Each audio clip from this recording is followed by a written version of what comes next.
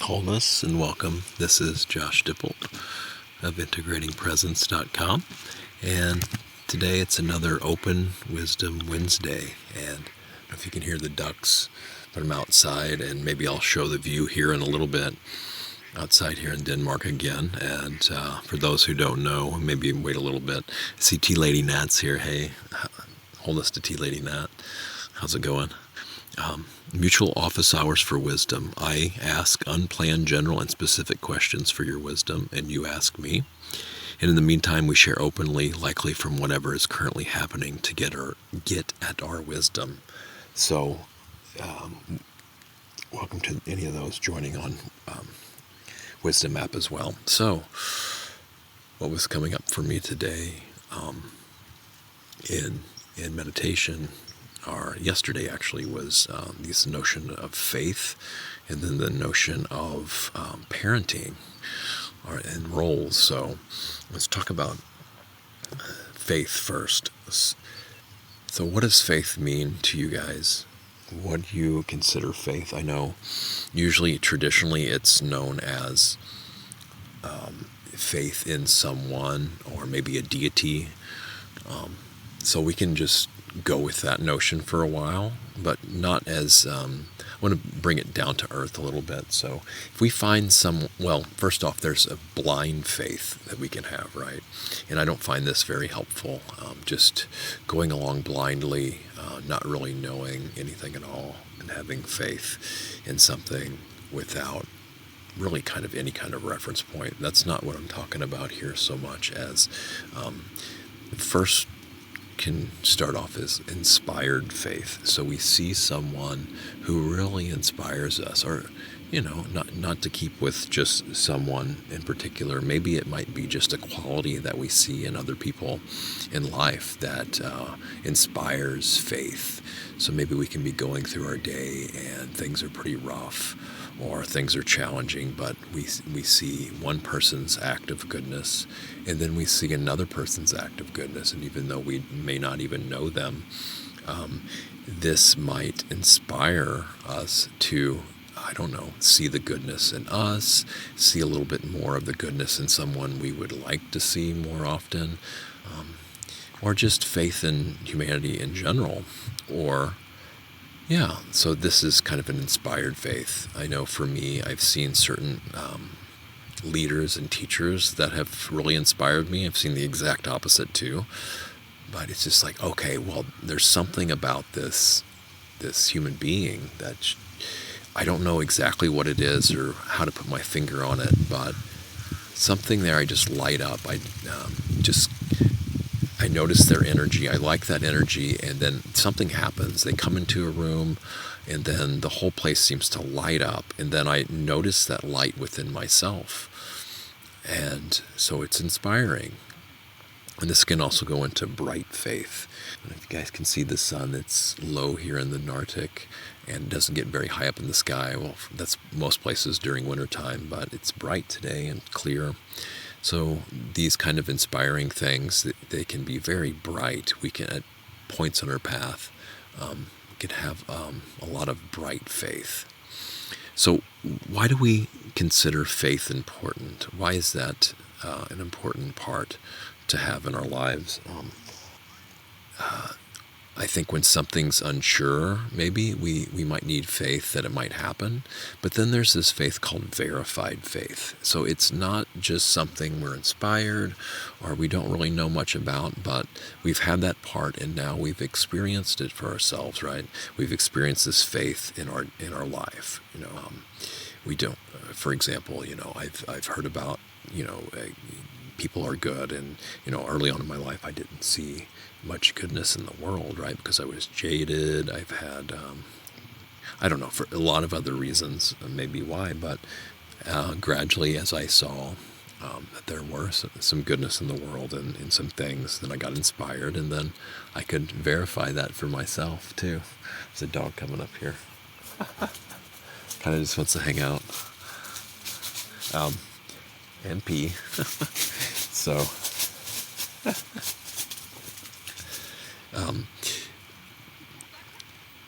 it was so when we see acts of goodness too, like just a friendly dog that even just kind of wants to mark its territory, right, and be playful, then coming up and looking at me and peeing, and but just this is verified that we there's certain tendencies that happen, and nature calls, right. It's in so many things in our lives are neutral, and we read so much into them, right. Life happens when we're not expecting it. Yep. So this is faith. Does anyone have anything to share about faith? It can be the traditional type that we see in religious and spiritual institutions. It can also just be things in everyday life that we're hoping to aspire for, or that's good in the world, that brings benefit, that's skillful, that's wise. Might as well just show you the landscape here. Beautiful countryside. Okay, so the other thing, now this is where I want to get you guys is, I would like to have some advice here, or your wisdom here, because I'm not a parent. I'm apparently here, but I do not have children as we speak that I know of. So this came to me though, and the very few things I'm basing on is my young niece and nephew and how I hung out with them, and I noticed, things more in detail about that. So, anything at all you guys want to share about parenting, but what I noticed in my meditation practice, especially this morning, I have this kind of blockage, energetic blockage for the most part, for my nose, in my ear here. And, I've tried all my spiritual kung fu, my spiritual karate with it, and it seems to come from a place of, I don't want this to be here. I want to do whatever I can to get it to go away. And of course it doesn't respond that well to that. And there's this habit pattern of the mind that keeps approaching it like that over and over again. So I'm like, well, what if I treated this like a child, right? So I've benefited a lot from this wise advice of befriending oneself, right? Befriending oneself. Would I tell what the self-talk that I'm telling myself, would I say that to a good friend? Parts of my life was completely negative, and I wouldn't even say that to strangers. That's how bad we sometimes get that. So that's a great question to ask ourselves, I think. Would we say this to a close friend or even a stranger? And then why would we treat ourselves like that, right? But as far as this thing in meditation, what if I treated it like a parent? Okay, so I know that the kids are going to eventually move on, right? And more than likely, right, when they're in their 20s, maybe 30s these days, they'll move out of the house. Okay, so I have to be with them and be a responsible parent. I would say somebody's got to do it, right? So during that time of parenting, there's lots of play, right? We go out and play with our kids, but there's also really stern moments like, no, do not cross that street now, you could get hit. Also, parenting, in healing work, we hold space, but with parenting, we have to, I'm keep talking like I have children here, but provide a space, and with these spaces come boundaries and the upkeep with those as well. So I'm going to take a moment here and read some things here. Liz says, I don't have kids either. It's hard enough to raise myself. Indeed. Joshua, try inversions, headstands. Seed says that, you know what, this is really important. I need to do more of those. It's recommended with one of my meditation practices. Thank you, Seeds. Headstands are good. It's been about a week since I've done those, but yes. Seeds, you're welcome to share more wisdom on headstands and how they help too. Love to learn more about that.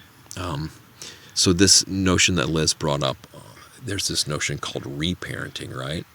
I know my folks were doing the best they could. If they could do better, they would. I think that's a really helpful perspective to have for all kinds of things. Now, it doesn't deny that there was harm done, right? So it's never to excuse harmful actions or anything like this. Now, the reparenting, though, this is where we can see where maybe our upbringing portions didn't go right, and maybe enforce the parts that did go right. And we can do this internally as if we're both of our parents, and to ourselves and our parts and our challenges and our inner relationships and responses as well. Going back, what needs do I have and did I have that weren't being met? And how can they be met now? How can they be the wounds? How can they be healed? Psychological, psychic, emotional wounds. Liz says, "Yep, it's an in adult children of alcoholics, in dysfunctional families. It's a 12-step group." Yeah, that's wild, isn't it? Yes, Liz, I'm assuming you mean the reparenting thing, just that whole notion in general, right? Yep. And, yes, indeed. And I think it can even be to more subtle, folks that even had a really decent upbringing compared to a lot of other things. It might be just worth a quick reflection or a quick scan, and even just a review if one is in a position to help others too, where it went right. I mean, we also need to know where it went right and to reinforce those, and what's not present. A lot of times we pay attention to what is and what's present, but it's also important to pay attention to what's not here. Like, I don't have I'm not in agony over tooth pain right now. That's one of the kind of things we only mention when it is present, or notice when it is present.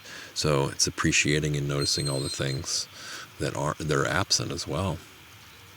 This classic example of, probably nobody on here has taken another human life today, and that's not something everybody in the world can say, right? And how many times do we take it for granted? If the entire world did that for one day, it seems like it would be completely overturned. So if there's any parents here, what kind of parenting have you learned? Would you like to know more about how it's helped or related to a meditation practice?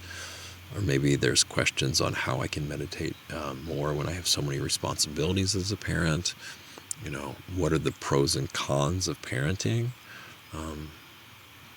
Do people know very early on if they want to be a parent or not? Does it kind of happen and then they just wake up and realize, oh my goodness, wow, look at this? I've spoken with some folks that, that's been the case. They have a kid and they're like, oh my goodness, I didn't realize how big a responsibility this is. I think that's one of the deterrents that I've had. I always said if I met the right person and then both agreed on it, I would. But I saw from a very early on that once someone has a child, their entire life changes forever. Doesn't necessarily have to be for bad or good, but even if that child dies the next day, they were a parent for that moment, and I can see how it completely changes one's life. There's other things in life too that do this, of course, deaths, and that's inevitable for all of us. A lot of times there can be conscious choices into bringing new lives into the world. Well, I think I'm going to start wrapping this one up. I appreciate you all joining, and may all your inner parenting and reparenting within relationships and those who do have children and our parents, may they all be well. May they be beneficial. May they be in harmony. May we learn and mentor each other. May we receive advice from wise elders along the path for this. And going back to the first topic of faith, may you explore what it's like to see ourselves and others giving faith blindly, and how that might not be as helpful. But helpful faith can be that is bright and inspired. Who inspires us? Where do we get lit up? How do we light up and inspire other people to have faith in certain beneficial and skillful qualities, wise qualities? And then how and when have we been verified in our faith, where it's no longer faith, but we've experienced what we once had just inspired faith in. Now we know for sure, so we've experienced it for ourselves. So again, may all your pursuits of faith in parenting and reparenting be for your own best benefit, the benefit of others, and for the benefit of all beings everywhere. May all beings everywhere realize awakening and be free. Oh, quick addendum, Tea Lady Nat. It's when people are typing, right? I have 4 children and they are blessings. I raise them to be respectful and good human beings. Lots of love, but treating each as a unique being. You know, that's, you hear this saying, right? Oh, I don't have a favorite child. It would be like saying I have a favorite child. My mom kind of plays on that. She says, oh, you're my number one son. You're the firstborn son, right? So I just like, okay, that's great. I like that. Thank you, Mom. And yes, that is my friends who have small children too. You know, they're just amazed every day how these little ones can be completely unlike, you know, them or their family in certain aspects. In certain aspects, they're like, oh yeah, they got that from me. Oh, they got that from their dad, got that from their mom, kind of thing. But it really is, and it's interesting to see when that personality structure really comes online. Fascinating things. All right, guys. Bye now.